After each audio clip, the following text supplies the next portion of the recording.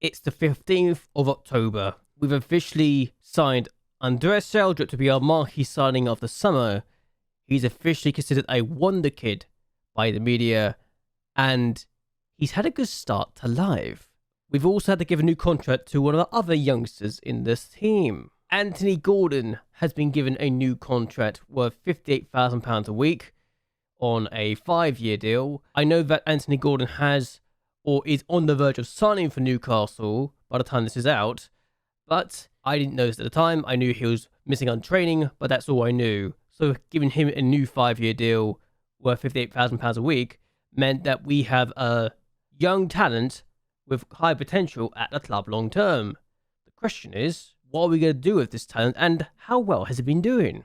Dominic Calvin-Lewin is officially back from training, but he's wanted by Man City and Tottenham, and we're going to go with the season so far and the games that we've had, and you're going to see why potentially Calvin-Lewin could actually be allowed to leave us. The first game we had since we last met was actually against Leicester, and Conor Coady gave us the lead inside 15 minutes against Leicester City, and it didn't take us that long to get a second goal, especially when they were down to 10 men, but MacLeod scores to make it 2-0 inside 25 minutes to give us a 2-goal lead. And it took us until the 76th minute again to get a third goal. Tarkowski finds Irobi, who comes on from the bench to find Neil Maupay, who gets his first goal for the club. Then we make it 4-0. I thought the chance had been gone, but Lato plays it across to find Alex Irobi, who gets his first of the game. And in the 92nd, 93rd minute of the game, Lato proves to be dangerous again, finds Neil Maupay, finds Onana. The shot is blocked, but Irobi gets there first, and it's 5-0 before the end of the match. We've absolutely dominated Leicester to win our third game in a row. We then went to Burnley in the League Cup, and we were comfortable. Onana picked up a knock here, but Andreas Schjelderup scores his first ever goal for the club with this effort. 1-0 quite early on. And then we scored again. 22 minutes in this time, Lato finds Ghana, finds Irobi. Irobi scores his first of the game with this effort. Then we make it 3. Anthony Gordon playing down the right-hand side finds Doucouré. He plays across to Irobi, who gets his second goal in 5 minutes. We then make it 4-0. Patterson, proven to be a very good talent today in this match, finds Doucouré. He plays across to Schjelderup, who scores on the volley to make it 4-0 inside 27 minutes. However, Whittaker, who we sold to Burnley, had a part to play. Finds Teller, and Halley scores to make it 4-1. But in the 95th minute of the game, in the 94th minute of the game, we actually make it 4 after MacLeod scores a very nice finish. So we win 5-1 against Burnley in the League Cup, second round, to get to the third round. Our next game was against Brighton in the league, and this was a very bad mistake to give us a goal here, and Idrissa Gana Gueye scores that finish inside 2 minutes to give us the lead.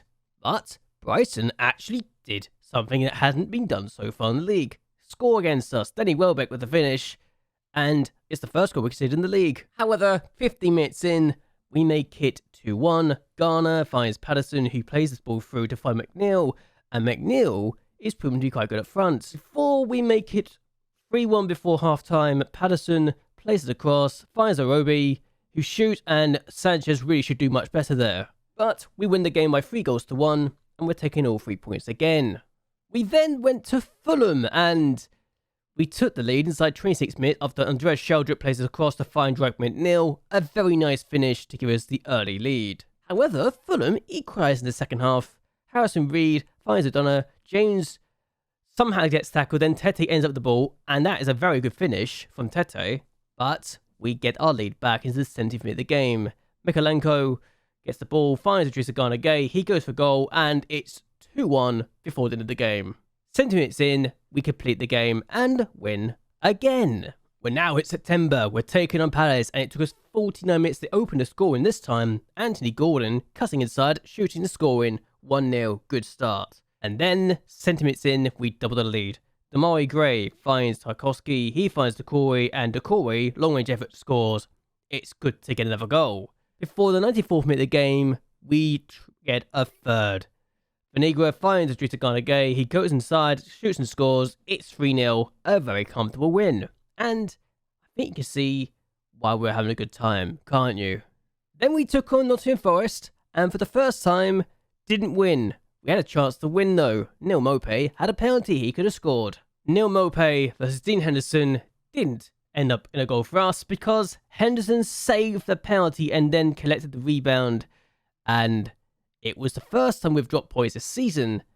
And it was against Forest of all teams. Henderson decided to become the best player in the pitch today. It was very frustrating. The next game we had was away from home against Arsenal, and we went behind for the first time this season after Toni finds Martinelli to give Arsenal the lead. However, we equalised within a minute later. MacLeod finds Patterson plays it across, and Andreas Schjelderup gets there first, 1-1. And then James Garner scores his free kick, which I couldn't believe actually was scored. Before we make it 3-1 in the 76th minute. Neil Maupay shoots and scores in off the post. We lead 3-1 and we win 3-1 against Arsenal. A result that I consider to be a massive shock. Then we took on Chelsea, hosting them, and 30 minutes in, we're 1-0 up. Anthony Gordon finds Dwight McNeil, 1-0, opens the scoring, perfect start. And then we make it 2-0 inside 44 minutes. McNeil gets the ball and plays across. He does so, finds Andreas Schjelderup, and defensive mix-up. No idea how that happened, but we score before we make it 2 minutes in the second half, 3-0. James Garner finds Arobi. Arobi shoots from distance and scores. We're enjoying an incredible start to the season so far and win 3-0 against Chelsea. The last game we had was against Brentford, and inside 6 minutes we are taking the lead at Brentford. Anthony Gordon plays it across, finds Onana, he powers it home to give us the lead. And inside 30 minutes we've doubled the lead. Andreas Schjelderup finds Mikalenko, he plays it across, finds Anthony Gordon, 2-0, perfect start. Brentford though got a goal back. Aaron Hickey finds Nordgaard, he finds Lewis Potter, and then Rissa shoots and scores. So, of all people to score, that was not on my list, but we still managed to pick up all 3 points. And yes, this is the table right now after the 5th of October. I can't believe it either. We are 2 points clear of Man City with a game in hand, and could go 5 points clear of them, and we could go 8 points clear of Wolves. So, this is a bizarre situation that I'm finding myself in, and I'm not sure how on earth this has happened, but we're just having a good season so far. And it could get better and better. We're taking on West Ham next, and I don't think I can even start Dominic Calvin-Lewin because of how good Dwight McNeil's been so far. Dwight McNeil has been so good that he's got a 7.38 average rating, 5 goals, 3 assists in his opening 10 matches. He didn't start all his matches as a striker, but can I even drop him for Dominic Calvin-Lewin? That is a question I genuinely don't know the answer to, but if I could, then who misses out because I can't see McNeil being dropped from the first team. I definitely can't drop Schjelderup right now because he's in really good form and he's considered a very good prospect. Anthony Gordon's also having a really good start to the season, and with an average rating of 7.26, can I even drop him either?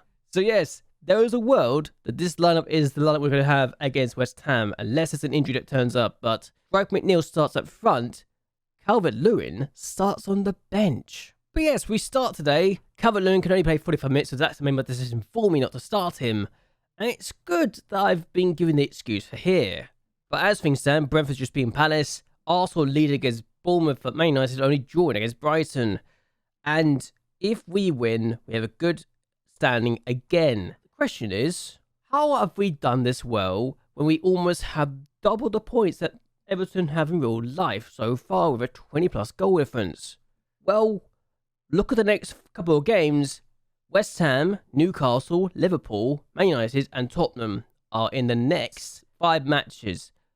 That run of fixtures could decide a lot of things for how this season could go. But West Ham is first, and it's the only game we're doing today. I feel like this is my team. Pickford, Patterson, Tarkowski, Cody, Mikalenko, James Garner, Alex Arobi, Amadou Onana, Anthony Gordon, Andreas Schjelderup and Dwight McNeil is my starting 11. With Begovic, Holgate, Decore, Idrissa Gana Gay, Calvert-Lewin, Vanigua, Maupay, Coleman, and Lato on the bench. So, let's see how we do against West Ham United, away from home. So yes, West Ham's lineup is this, and with a 4-2-3-1 2DM formation, they could be dangerous with Rice and Schjelderup there. But our formation has been really good so far, and I think we can do a lot of damage either way. With us being in first place and West Ham being in 12th, this could be an interesting encounter to say the least. We've got a free kick, Andreas Schjelderup takes it, and it's being whipped in for Tarkowski, and Tarkowski's giving us the lead inside 9 minutes.